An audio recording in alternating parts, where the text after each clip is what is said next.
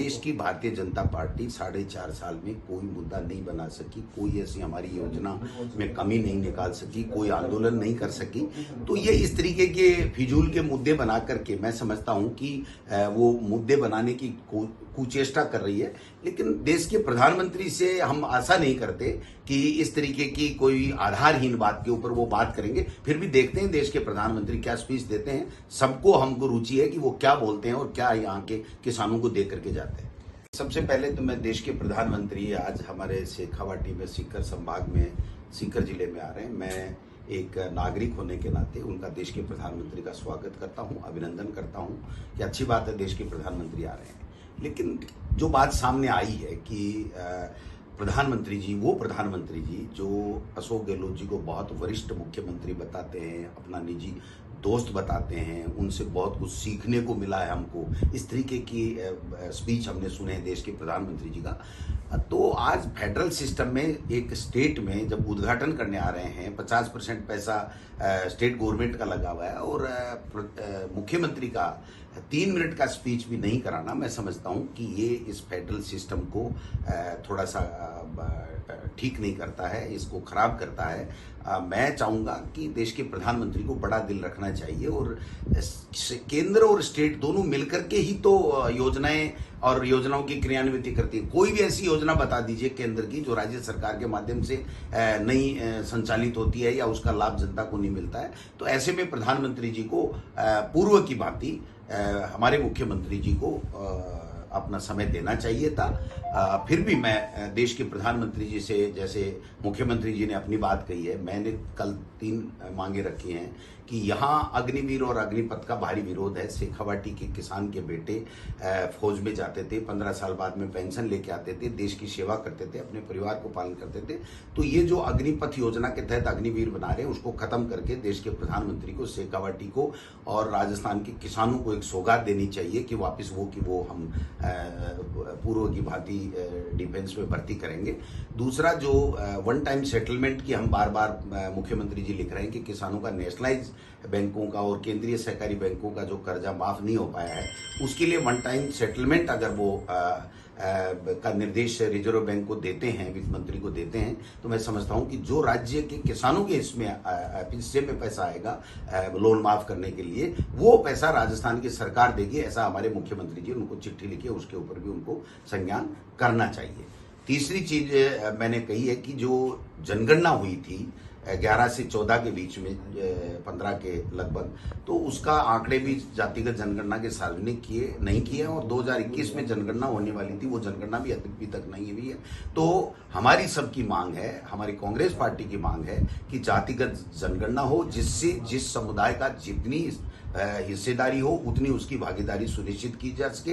SC ST के आंकड़े पहले से आए हुए हैं, वो भी उसका आरक्षण बढ़ने का जो हक बनता है उनका, तो उन सब के ऊपर कम से कम देश के प्रधानमंत्री को बोलना चाहिए।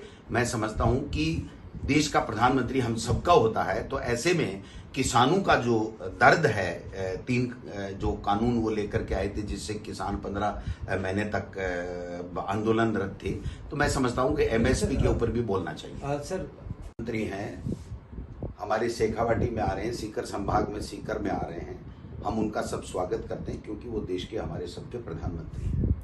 लेकिन जो खबरें आ रही हैं कि माननीय मुख्यमंत्री जी का स्पीच 3 मिनट का था, उसको हटा दिया गया, ये फेडरल सिस्टम है। केंद्र और राज्य सरकार दोनों मिलकर के देश और प्रदेशों का विकास करती हैं, पूरे हिंदुस्तान का विकास होता है, लोगों को लाभ मिलता है, बजट का इम्प्लीमेंटेशन होता है। तो जो प्रधानमंत्री जी मुख्यमंत्री जी को अपना अभिन्न मित्र, वरिष्ठ और बहुत ही वो बताने वाले प्रधानमंत्री जी ने आज उनका नाम हटा दिया, तो मैं समझता हूँ ये फेडरल सिस्टम के लिए कहीं न कहीं प्रश्नवाचक चिन्ह लगाता है।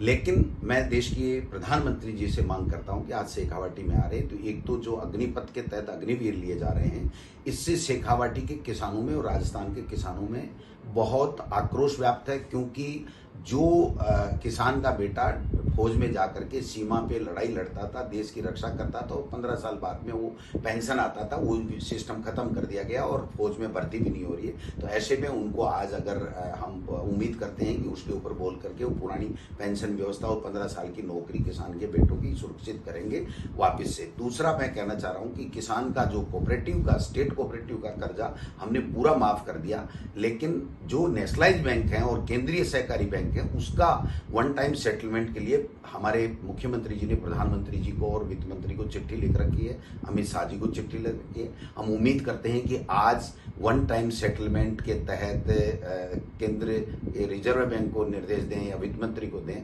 और वो पैसा वन टाइम सेटलमेंट के तहत किसान के हिस्से का पैसा राज्य सरकार देगी, ऐसा मुख्यमंत्री जी ने चिट्ठी लिखी है। तो मैं समझता हूं उसके ऊपर कुछ बोलेंगे। तीसरा, जातिगत जनगणना जो 14 से 11 से 15 के बीच में हुई थी, लेकिन आंकड़े सार्वजनिक नहीं कर रहे हैं। अब दोबारा 2021 में हमारी जनगणना 2011 के बाद में ड्यू है, तो अब जल्दी से जल्दी जातिगत जनगणना की घोषणा करेंगे, जिससे का जितनी वर्ग की भागीदारी है उसको उतनी हिस्सेदारी मिल सके। SC ST के जो आंकड़े आ रहे हैं जो हमारी 2011 की जनगणना में, वो भी जो अब आरक्षण मिल रहा है वो कम है, उनका बढ़ना चाहिए। और OBC के लिए भी जो बात आ रही है कि साहब OBC की जनसंख्या का पता चले तब जाकर के उनका भी अगर जितना हक है उतना उसको मिले। तो इसके लिए हमने जो संकल्प पारित किए हैं ERCP को राष्ट्रीय परियोजना सहित तीनों, उसके ऊपर देश के प्रधानमंत्री बोलेंगे, एक राजस्थान को सौगात दे के जाएंगे तो ठीक है, नहीं तो मन की बात तो हम रोजाना ही सुनते हैं। तो अब हम समझते हैं कि देश के प्रधानमंत्री जी राजस्थान के लोगों के लिए काम की बात करेंगे, किसानों को कोई तोहफा दे के जाएंगे। हमारे जो शहीद हैं यहाँ, जो सबसे ज्यादा शहीद हमारे शेखावाटी से होते हैं, उनके लिए भी जो उनकी डिमांड्स हैं उनको पूरा करके जाएंगे तो अच्छा लगेगा।